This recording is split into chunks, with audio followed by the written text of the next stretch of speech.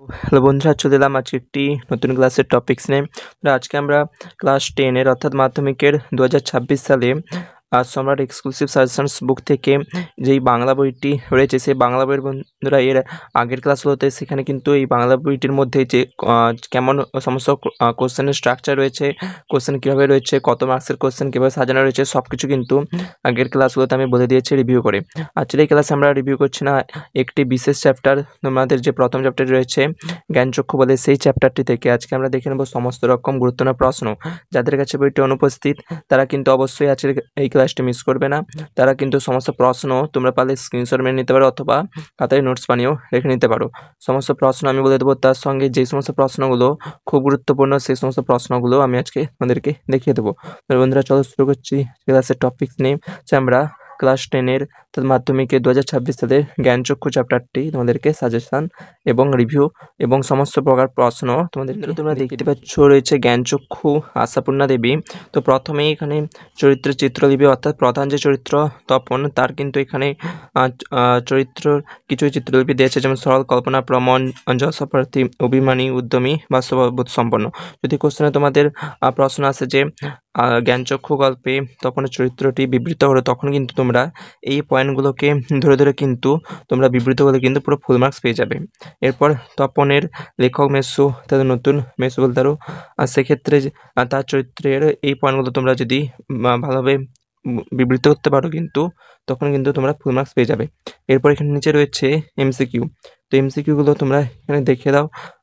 তো এখানের মধ্যে যে সমস্ত এমসিকিউগুলো খুব গুরুত্বপূর্ণ সেগুলো কিন্তু আমি তোমাদেরকে জাস্ট দাগিয়ে দেবো, কিন্তু বাকি সমস্ত এমসিকিউই তোমরা কিন্তু এখান থেকে আমি বলবো তোমরা অবশ্যই করে নেবে। বিশেষ করে এই যে দেখতে পাচ্ছ ব্র্যাকেটে লেখা রয়েছে হাই মাদ্রাসা নমুনা প্রশ্ন, আলিম নমুনা প্রশ্ন।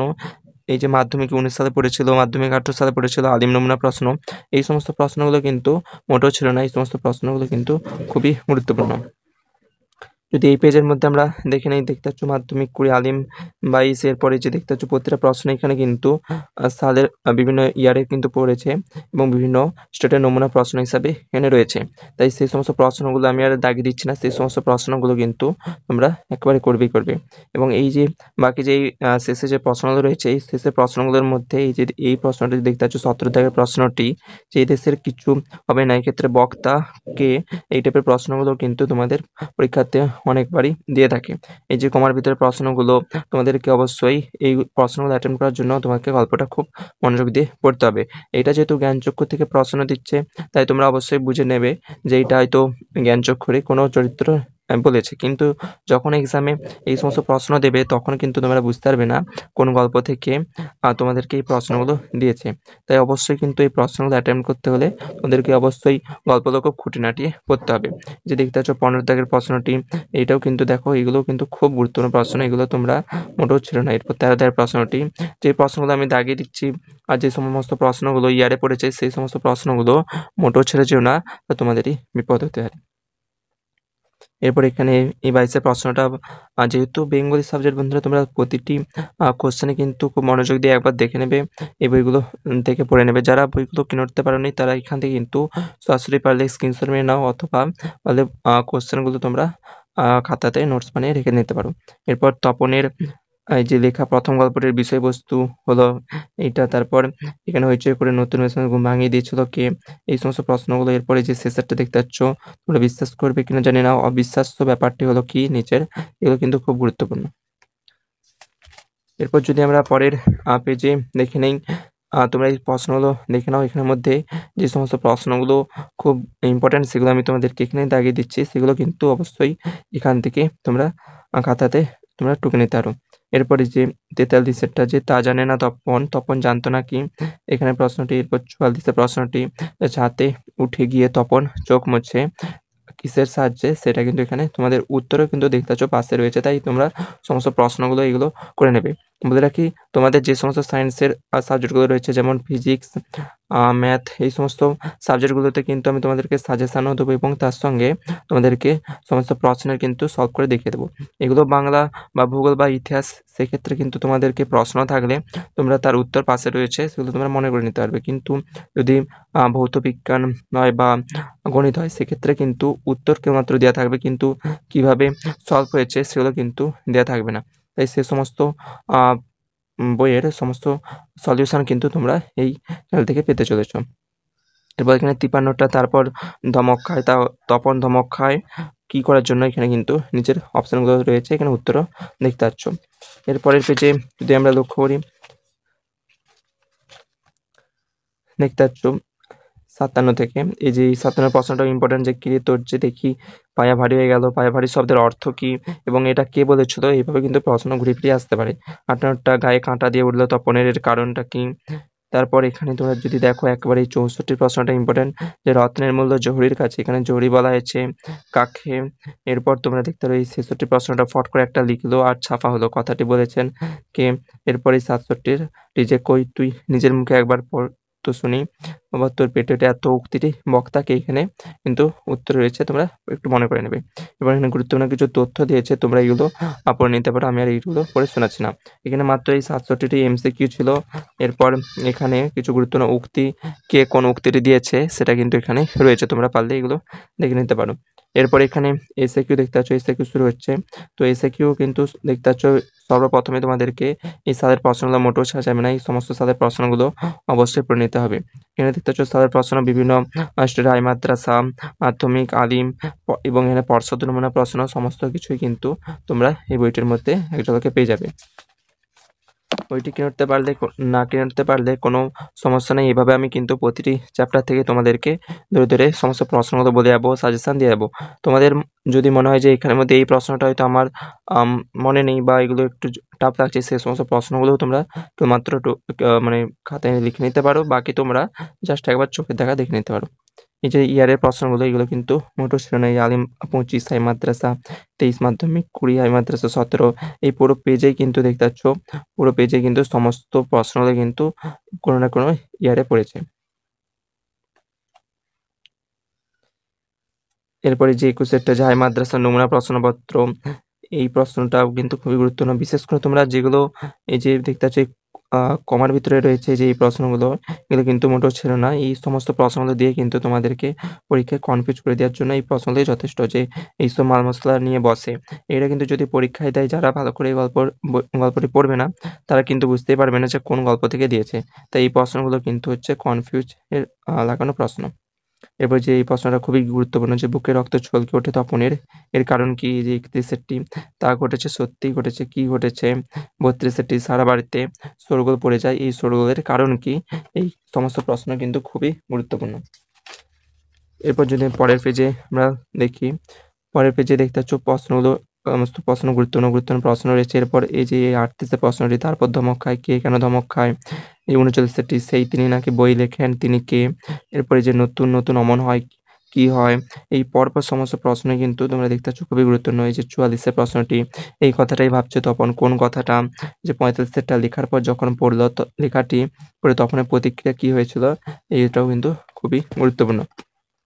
এরপর যদি এই পেজের মধ্যে আমরা দেখি একেবারে যে 46-এর সবার প্রথমের প্রশ্নটি, কিন্তু গেলেন তো গেলেনই যে, কে কোথায় গিয়েছিলেন। এরপর এখানে 49টি নতুন মেসোই বুঝবে, নতুন মেসো কি বুঝবে। এই কোশ্চেনটা যদি তোমাদের পরীক্ষা দেয় তখন তোমরা কিন্তু বুঝে নিতে পারবে যে এটা জ্ঞানচক্ষু থেকে দিয়েছে, যেহেতু তোমরা জানো যে মেসো এই জ্ঞানচক্ষুতেই রয়েছে, মেসো চরিত্রটি। সেক্ষেত্রে তোমাদের এটার কোনো অসুবিধা হবে না। কিন্তু যদি এই উপরে প্রশ্নটি যে দেয় যে কিন্তু গেলেন তো গেলেনই যে, কে কোথায় গিয়েছিলেন, এই টাইপের প্রশ্ন যদি তোমাদেরকে পরীক্ষাতে দিয়ে দেয় কিন্তু তখন তোমরা কনফিউজ হয়ে যেতে পারো। তো আমি অবশ্যই বলবো প্রথমে তোমরা গল্পটি ভালো করে পড়বে, তারপর কিন্তু এই প্রশ্নগুলো তোমরা অ্যাটেম্প্ট করতে পারো। এরপর শুরু হচ্ছে আমাদের সংক্ষিপ্ত উত্তরভিত্তিক প্রশ্ন, অর্থাৎ প্রশ্নমান 3। দেখতে পাচ্ছ যে এই বইটি কেন সবচেয়ে গুরুত্বপূর্ণ বা সবচেয়ে সাজেস্টিভ বা সবচেয়ে গুরুত্বপূর্ণ নাম্বার 1 বলতে পারো। দেখো একটি প্রশ্ন, যেমন পৃথিবীতে এমন অলৌকিক ঘটনাও ঘটে, কোন প্রসঙ্গে অলৌকিক ঘটনার কথা বলা হয়েছে, অলৌকিক ঘটনাটি বিবৃত করো। এটা প্রশ্ন মডেল অ্যাক্টিভিটি টাস্ক ও সিকোয়েন্স হেতু। তো এক্ষেত্রে কিন্তু এটি এক টাইপের প্রশ্ন, কিন্তু যদি প্রশ্নকর্তার মনে হয় কিন্তু তারা ঘুরিয়ে ফিরিয়ে নিচেরটাও দিতে পারে। সারা বাড়িতে শোরগোল পড়ে যায়, কোন ঘটনায় কাদের সারা বাড়িতে শোরগোল পড়ে যায়।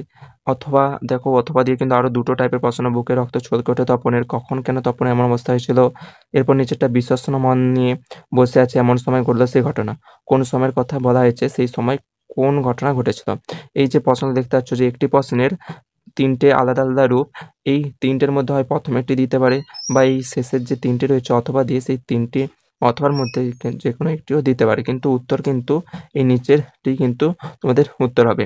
প্রশ্ন এতগুলো হতে পারে ঠিক, কিন্তু তোমাদের উত্তরটি কিন্তু জাস্ট এগুলো হবে। আমি একটু এই জায়গায় থামিয়ে রাখছি, তোমরা পারলে উত্তরটা স্ক্রিনশট মেরে নিতে পারো। এর পরের পেজে যদি আমরা দেখি, পরের পেজে রচনাধর্মী প্রশ্ন রয়েছে, অর্থাৎ 5 মার্কসের কোশ্চেন। তো এখানেও দেখতে পারো সেই একই টাইপের প্রশ্ন, যে একটি প্রশ্নের নানা রকম রূপ। যেমন দেখো, গল্প ছাপা হলে যে ভয়ঙ্কর আহ্লাদটা হওয়ার কথা, সে আহ্লাদটা খুঁজে পায় না। কার গল্প, কোথায় ছাপা হয়েছিল, কোন আহ্লাদের কথা বলা হয়েছে, উদ্দিষ্ট ব্যক্তি, কেন সে আহ্লাদ খুঁজে পায়নি। এই প্রশ্নের উত্তর অনুসারে লেখা যায় তপন যেন কোথায় হারিয়ে যায়। এই সব কথার মধ্যে কোন সব কথার মধ্যে তপন হারিয়ে গেছিল, কেন হারিয়ে গেছিল। দেখো, প্রথমে এই প্রশ্নটি হচ্ছে মেন প্রশ্ন, কিন্তু তার অন্য একটি রূপ হচ্ছে নিচেরটি, যেটা কিনা আলিম 18তে পড়েছিল। তো কিন্তু উত্তর কিন্তু তোমাদের দুটো প্রশ্নেরই একই। উত্তরের জায়গাটা আমি একটু থামিয়ে দিচ্ছি, তোমরা স্ক্রিনশট মেরে নাও পুরো এখান থেকে এই যে এতটা অবধি কিন্তু তোমাদের উত্তরটি। এরপর 2 এর প্রশ্নটি দেখতে পারো। আমি প্রতিটা প্রশ্ন আর বন্ধু তোমাদেরকে বলে যাচ্ছি না, এই সমস্ত প্রশ্নই কিন্তু তোমরা দেখে রেখো। বিশেষ করে আমি বলছি যেগুলো ইয়ারের প্রশ্ন, সেই সমস্ত প্রশ্নগুলো কিন্তু তোমরা মোটেও ছেড়ে যেও না। পরবর্তী ক্লাসগুলোতে যখন আমাদের এই বইগুলো থেকে সমস্ত রকম সাজেশানস দেওয়া কমপ্লিট হয়ে যাবে, তখন কিন্তু আমরা মাধ্যমিকের জন্য বিভিন্ন সাবজেক্টের ফাইনাল ওয়ান শট বলতে পারো লাস্ট মিনিট সাজেশানসও নিয়ে আসবো, যে কোন প্রশ্নগুলো খুবই গুরুত্বপূর্ণ, কোনগুলো এই পুরো বইটি থেকে কোন প্রশ্নগুলো তোমাদের গুরুত্ব না, সেগুলো কিন্তু আমি নিয়ে আসবো। এই যে 3 প্রশ্নটা দেখতে পাচ্ছ যে একটি প্রশ্ন কিন্তু কত বড়ভাবে তোমাদেরকে দিয়েছে, ঘুরিয়ে ফিরিয়ে কিভাবে কোন ইয়ারে কোন বোর্ডে কেমন করে প্রশ্নগুলো পড়েছে, সমস্ত কিছু কিন্তু এই জায়গাটার মধ্যে রয়েছে। তোমরা পড়বে, আমি আর এখানে বলছি না, জাস্ট দাগিয়ে দিলাম। এই প্রশ্নটা কিন্তু খুবই গুরুত্বপূর্ণ, তোমরা অবশ্যই করে রাখো। আমি উত্তরের জায়গাটা একটু থামিয়ে রাখছি, তোমরা স্ক্রিনশট মেরে নাও।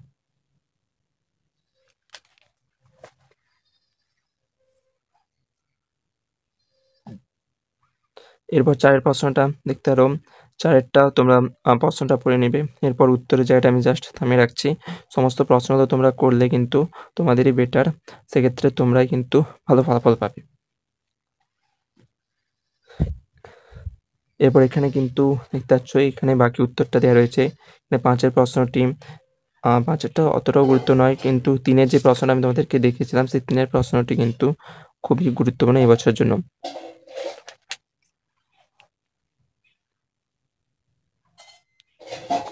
এখানে দেখতে পাচ্ছ 7 প্রশ্ন, তারপর এখানে 8 প্রশ্ন। এই 8টা কিন্তু গুরুত্বপূর্ণ, যে রয়েছে এই ভয়ানক আনন্দের খবরটা ছোট্ট মাসিকে সর্বাগ্রহ দিয়ে বসে। ভয়ানক আনন্দের খবর কোনটি? খবরটি ছোট মাসিকে দেওয়ার ফল কি হয়েছিল? এটা কিন্তু খুবই গুরুত্বপূর্ণ। এরপরে যে দেখতে পাচ্ছ পয়েন্ট করে করে কত সুন্দর করে এখানে অ্যান্সারটা নামিয়ে দিয়েছে। এইভাবে কিন্তু তোমরা যদি এক্সামে সুন্দরভাবে প্রশ্নগুলো লিখে আসতে পারো বা সুন্দরভাবে নামিয়ে আসতে পারো, কিন্তু তোমাদের ফুল মার্কসই নেবে। তো বন্ধুরা, পরে শুরু হচ্ছে অশোকে একজন। এটা কিন্তু আমরা অন্য কোনো ক্লাসে এই চ্যাপ্টারটি সম্পর্কে তোমাদেরকে সমস্ত প্রশ্ন আলোচনা করে দেখে দেবো। আজ কিন্তু বন্ধুরা এই পর্যন্ত। আজকে আমরা মাধ্যমিকের বাংলার প্রথম চ্যাপ্টার জ্ঞানচক্ষুর সমস্ত সাজেশানস, গুরুত্বপূর্ণ প্রশ্ন এবং গুরুত্বপূর্ণ কিছু আলোচনা করে দেখিয়ে দিলাম। যারা এখনো পর্যন্ত চ্যানেলটি সাবস্ক্রাইব করে রাখতে ভুলেন, অবশ্যই সাবস্ক্রাইব করে নেবে। তো বন্ধুরা, চলো দেখা হচ্ছে নেক্সট ক্লাসে। পরবর্তী ক্লাসে আমরা বাংলার অশোকে একজন, যেই তোমাদের কবিতাটা রয়েছে, ওখান থেকে কিন্তু তোমাদেরকে গুরুত্বপূর্ণ প্রশ্ন যা যা রয়েছে সব কিছু কিন্তু তোমরা এই চ্যানেল থেকে প্রতিনিয়ত পেয়ে যাবে। বন্ধুরা, চলো দেখা হচ্ছে নেক্সট ক্লাসে।